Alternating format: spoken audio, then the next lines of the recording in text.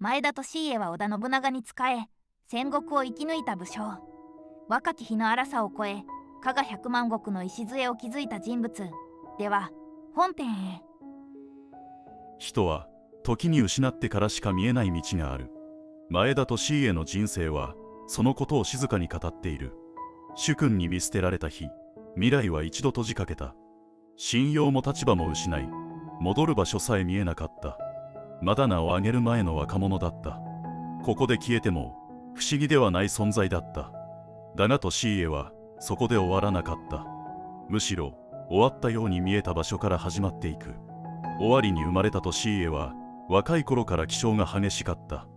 周囲とぶつかり、感情が先に出ることも多かった。落ち着きとは遠いが、ただ乱暴なだけではない。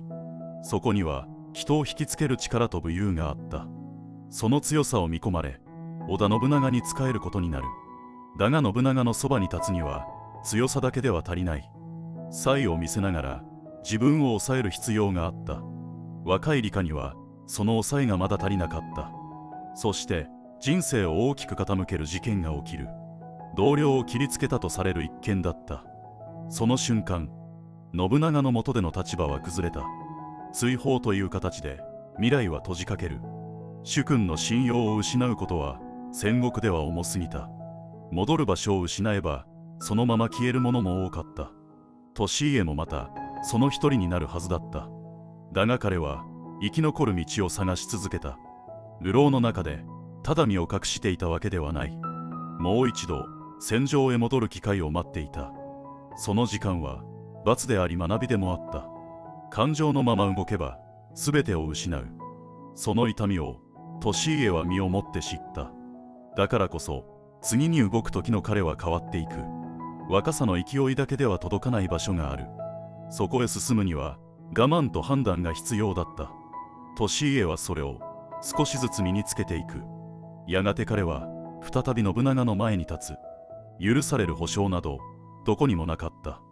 それでも戻ろうとしたところに利家の執念がある。信長は過去の失敗だけで人を見なかった。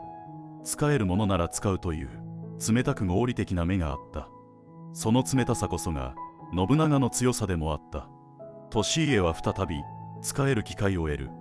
ただし同じ失敗はもう許されない。ここから利家の2度目の人生が始まっていく。戦場で少しずつ評価を取り戻していく。ただ前へ出るだけではなく、状況を見て動くようになる。荒さの奥にあった強さが形を変えて現れてくる。仲間との関係も以前とは違っていった。衝突する相手ではなく、共に戦う相手として見るようになった。その変化は小さな場面にこそ現れていたはずだ。一度失った信用は簡単には戻らない。だから利家は選考を重ねるしかなかった。言葉ではなく結果で示していく。その積み重ねがただの荒武者から理科を変えていく。戦場で頼られる存在へ、そして信長の家臣団の中で名を残す存在へ。ここまでの理科を見ると特別な出発ではない。むしろ失敗から始まっている。だからこそ立て直しの重みがある。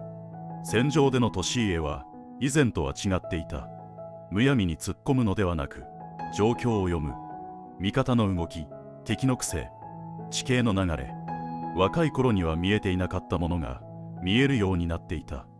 それは経験だけではなく、痛みが教えた視野だった。利家は戦場での役割を広げていく。ただの突撃役ではなく、部隊をまとめる存在へ。信長の家臣団の中でも徐々に重みを増していった。その変化は周囲にも伝わっていた。荒武者として知られた男が落ち着きを見せ始めている。そのギャップが利家の存在感を強めていく。信長もまた利家を以前とは違う目で見ていた。使える男として戦場に送り出す。利家はその期待に応え続けた。戦場での働きは確かなものになっていく。信長の勢力が広がる中、利家の役割も広がっていく。戦場だけでなく領地の管理にも関わるようになった。荒さだけでは務まらない仕事だった。だが利家はそれをこなしていく。若い頃の彼からは想像できない変化だった。信長の天下取りが現実味を帯びていく。その中で利家は確かな位置を築いていった。だが戦国の世は安定を許さない。本能寺の変が起きる。信長が倒れたことで全ての均衡が崩れた。利家にとってもそれは人生の再分岐だった。仕えるべき中心を失い、誰につくかを選ばなければならない。その判断一つで家も命も変わってしまう。利家はまず柴田勝家についた。勝川信長の重臣であり、古くからの大きな存在だった。義理を考えれば自然な選択にも見えた。だが時代の流れは羽柴秀吉へ傾いていく。賤ヶ岳の情勢の中で利家は苦しい位置に立つ。義理を取るのか、それとも生き残る道を見るのか。どちらを選んでも何かを失う。きれいな話では終わらない選択だった。それでも武将は選ばなければならない。利家はやがて秀吉側へと動いていく。その決断には迷いも痛みもあったはずだ。そう、ここなんだよな。利家は強かったんじゃない。強くなり直した男だった。だが結果としてこの選択が未来を開いた。秀吉の下で利家はさらに重く用いられる。戦う力だけでなく人をまとめる力が見られていく。ここで利家は武将として次の段階へ進む。秀吉の勢力は急速に広がっていく。その中で利家の役割も大きくなっていく。戦場での働きはもちろん政務にも関わるようになった。若い頃の荒さは面影を潜めていた。代わりに責任の重さが理科を形作っていた。やがて利家は加賀の地を治める立場になる。広い領地を持つということは威張ることではない。そこに暮らす人々を背負うということだった。若い頃の利家なら力で押したかもしれない。しかしこの頃の利家はただ力を振るうだけではなかった。治める者としての顔を持ち始めていく。戦場で勝つ男から国を保つ男へ。その移り変わりこそ後半生を支えていく。秀吉の天下が形になる中で利家の存在感は増していく。武将としての力だけでなく政権を支える力を求められるようになった。利家は秀吉の側近として重く扱われるようになった。戦場での働きだけではなく調整役としても動く。荒かった若者が人をまとめる側へ回っていた。その変化は利家自身が一番感じていたはずだ。若い頃の自分なら到底務まらなかった役割だが、今の理科にはそれができた。経験と痛みが彼を変えていた。秀吉政権が安定していく中で利家の地位はさらに高まる。豊臣家の中でも重要な位置を占めるようになった。その重みは若い頃の理科からは想像できないものだった。だが利家はその重みを受け止めていた。戦国の世で生き残るためには変わり続けるしかない。利家はその変化を恐れなかった。むしろ変化を力に変えていった。秀吉の天下取りが進む中、利家は政権の中枢へ近づいていく。その歩みは静かだが確かなものだった。荒武者としての名残はあっても、その奥には責任を背負う者の覚悟があった。やがて豊臣政権の中で最も重い役割が生まれる。五大老、政権を支える柱となる存在。利家はその候補として名が挙がっていた。若い頃の理科からは想像もできない位置だった。だがここまでの歩みがその名を押し上げた。失敗から始まり、痛みを経て責任へ向かう。その流れが利家を五大老へと導いていく。秀吉の信頼も厚かった。利家の存在は政権の安定に欠かせないものになっていた。戦場での働き、領地の統治、人心の掌握、そのすべてが利家を支えていた。荒さだけではたどり着けない場所だった。だが利家は荒さを捨てたわけではない。荒さを抱えたまま形を変えていった。その変化こそが利家の強さだった。秀吉政権の中で利家は確かな位置を築いていく。その姿は若い頃の利家とは別人のようだった。だが根っこにあるものは変わっていない。信じたものに尽くすというまっすぐな気質、その気質が利家を支えていた。秀吉の天下が固まりつつある中、利家は政権の柱として期待されていた。五大老という重い役割が現実味を帯びていく。利家はその重さを理解していた。若い頃のように勢いだけでは進めない。責任を背負う者として歩かなければならない。その覚悟が利家の中にあった。戦場での働きだけではなく、政務でも利家は力を発揮していく。人をまとめ、場を整え、時に衝突を避ける荒かった男が調整役を務めるようになっていた。その変化は時代が理科に求めたものでもあった。戦国の世はただ強いだけでは生き残れない。強さと柔らかさ、その両方が必要だった。利家はその両方を身につけていた。秀吉政権の中で利家の存在は大きくなっていく。その歩みは静かだが確かなものだった。そしてついに利家は五大老に名を連ねる立場へと進んでいく。若き日の荒武者ではなく、時代を支える側へ回る男として、ここから先が利家の晩年、責任と揺れの中に立つ最も重い時間へと入っていく。ここまで振り返ると、利家は最初から完成された人物ではないとわかる。失敗し、迷い、選び続けることで形が変わっていった。その変化こそがこの人物の一番の魅力かもしれない。この先でその変化がどう結実するのか、続きをどうぞ。利家の晩年は静かに始まったわけではなかった。豊臣政権の中で彼は重しとしての役割を求められていた。五大老の一人として政権の均衡を保つ存在だった。若き日に追放された男が国家の柱を担う立場にいた。その落差こそが利家の人生の深みを作っている。だが重しであるということは常に揺れの中心に立つということだった。秀吉の死後、政権は大きく揺れ始める。豊臣家を守る者と天下を狙う者、その間で利家はどちらにも偏らず均衡を保とうとした。その姿勢は若き日の理科からは想像できないものだった。荒さだけで動く男ではなくなっていた。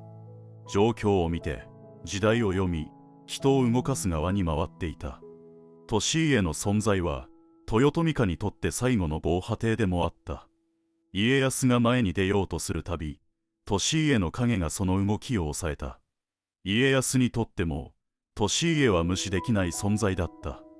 利家が生きている限り、家康は大きく動けなかった。それほどの重みを利家は晩年に持っていた。だがその重みは同時に利家の体を蝕んでいく。病が進み、利家は思うように動けなくなっていった。それでも政権の均衡を保つために動き続けた。利家の周囲には豊臣家を守ろうとする者たちがいた。だが同時に家康の勢いも増していく。利家が病に伏すほど家康の影は大きくなった。利家はその流れを止めようとした。だが病は容赦なく彼を弱らせていく。利家が動ける時間はもう多く残されていなかった。それでも利家は最後まで豊臣家を守ろうとした。家康に対しても強い姿勢を崩さなかった。その姿勢は若き日の荒さとは違う責任の強さだった。利家は豊臣家の未来を案じ続けた。だが時代は待ってくれない。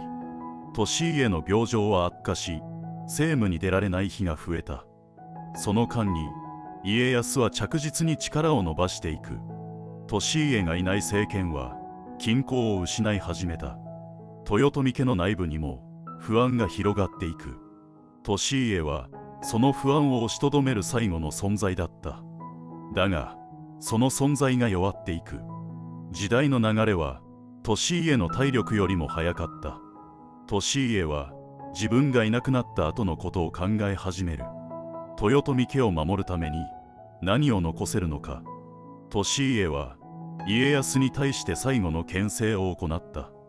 豊臣家を脅かす動きをするなと強く釘を刺した。その言葉にはかつての荒さではなく責任の重さがあった。家康もまた利家の言葉を無視できなかった。利家が生きている限り家康は大きく動けなかった。だがその時間は長く続かなかった。利家の病はもはや隠せないほど進んでいた。家臣たちも利家の衰えを感じていた。豊臣家の未来が利家の体調とともに揺らいでいく。利家は自分の役割が終わりに近づいていることを悟った。それでも最後まで責任を果たそうとした。若き日の利家なら逃げ出していたかもしれない。だが晩年の利家は逃げなかった。背負うべきものを背負い、最後まで立ち続けた。その姿は荒武者ではなく国家を支える柱だった。利家は家康に対して最後の言葉を残した。豊臣家を守れという願いだった。その言葉は命令ではなく願いに近かった。利家は自分の死後の世界を案じていた。豊臣家が崩れれば戦乱が再び起こると知っていた。利家の願いは平和を守ることだった。荒かった若者が平和を願う側に回っていた。その変化こそが利家の人生の核心だった。そう、ここなんだよな。強さで押していた男が最後は抑える側に回っている。その変化の重さは簡単には言葉にできない。だがそれでも確かにそこにある。だが願いだけでは時代は止まらない。利家の病状は限界に近づいていた。家臣たちは利家の死を恐れていた。利家がいなくなれば豊臣家は大きく揺れる。その揺れが戦乱を呼ぶ可能性があった。利家はその未来を見据えていた。だが体はもう動かなかった。利家は家族に最後の言葉を残した。前田家を守れという言葉だった。加賀百万石を守ることは豊臣家を支えることでもあった。利家は家族に未来を託した。その言葉には荒さはなかった。ただ静かな覚悟だけがあった。利家は静かに息を引き取った。その死は豊臣政権に大きな衝撃を与えた。政権の均衡を保っていた柱がついに倒れた。家康はその瞬間を待っていたかのように動き始める。利家の死後、豊臣家は急速に揺れ始めた。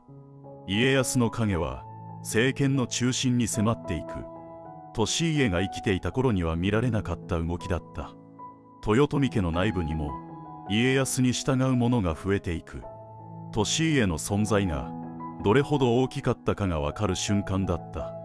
前田家もまた揺れの中に置かれた。利家の死は家だけでなく時代全体を揺らした。利家の後を継いだ前田家は難しい判断を迫られる。豊臣家に忠義を尽くすのか、それとも家康の勢いに従うのか。ここで迷わなかったはずがない。忠義を貫けば家は消えるかもしれない。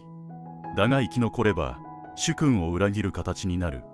そのどちらも簡単に選べるものではなかった。前田家はその狭間で揺れ続けた。まさに利家が背負っていたものを引き継いだ形だった。前田家はすぐには動かなかった。揺れの中で静かに状況を見ていた。利家がいればどう動いただろうか。その問いを抱えたまま時間だけが過ぎていく。やがて選ばれる道、家を残すという選択だった。豊臣系の忠義と家の存続、その間で揺れながら現実を選んだ。それは裏切りではなく重さのある決断だった。利家が残したものを守るための判断だった。関ヶ原へ向かう流れは止まらなかった。時代は理科のいないまま進んでいく。豊臣家は力を失い、家康が天下を握る。利家が恐れていた未来が現実になる。だが前田家は生き残った。加賀百万石は時代を超えて残った。それは偶然ではない。利家の選択と変化の積み重ねの結果だった。荒さを抱えたまま形を変え続けた人生。その生き方が最後に家を支えた。利家の人生は失敗から始まった。だがその失敗を抱えたまま前へ進んだ。完璧ではなかった。だからこそ現実の中で強くなれた。荒かったからこそ変わることができた。変わったからこそ人を支える側に回れた。その流れが全てを形にした。利家の物語は静かに残る。派手ではないが確かに残る。人は変われるという証として。そう考えるとこの物語は少し違って見える。成功の話ではない。変わり続けた話だ。崩れて立て直してまた選ぶ、その繰り返しだった。利家の人生はその積み重ねでできている。だからこそ最後が静かでも重い。静かに終わるからこそ残る。利家という名前が今も語られる理由もそこにある。荒さを捨てなかった男。だがその荒さを変え続けた男。それが前田利家という人物だった。完璧ではない。だがだからこそ強い。そういう生き方があった。それを静かに残した男だった。利家の晩年は終わりではなく責任を背負い続けた時間でした。